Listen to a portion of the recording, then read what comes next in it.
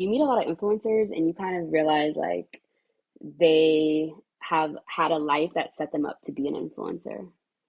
They have, like just parents that like could financially support them in ways, not saying like everybody in the house was like that, but you'll see this like in the influencer world. And that was not the case for me. I had like 3 jobs in high school, 5 jobs in college, working 60 to 80 hours a week. I was on food stamps, Medicaid, government assistance, up until I swear I did not even quit my teaching job because how financially like afraid I was to be like, independent.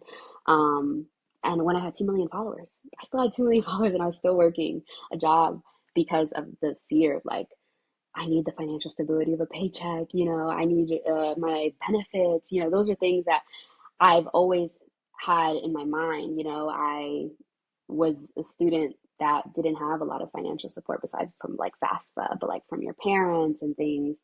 So coming into a creator house, you realize everybody has different work ethics. And I don't think that has anything, that's not a fault of theirs. Like, shout out to parents that provide and like, stick through their children, even past 18. Like, I will never, ever hate on anybody for that. But the work ethic, I'm down, I'm down with it. Like, I get it. I think kids deserve a soft life. And I always praise parents that like give their kids the opportunity to kind of like be like the world is your oyster, and I love that my mother gave me the opportunity to also do that. But she also let me know at a really young age that like what that costs and what the work you have to put in to get it. Yeah, she gave me a really good work ethic at a very young age.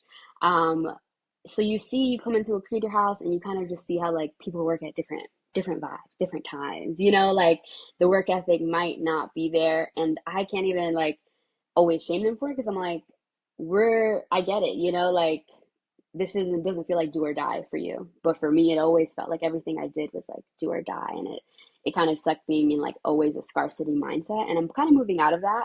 But definitely like I went from teaching to like being in a creative house. And it was such like a mind F, like I went from teaching students to like going to the Super Bowl and backstage at Coachella. And for once, like seeing people have like a lackadaisical life, and it was nice, but I think a part of me kind of was like, what is going on? Like, this shouldn't be this easy. So I think that was a hard part of like navigating a creative house. And I don't think I've ever like spoken about that publicly either, but I did love it. I did love the opportunity because it brought me into so many rooms, and I've been going to concerts since I was such a young girl.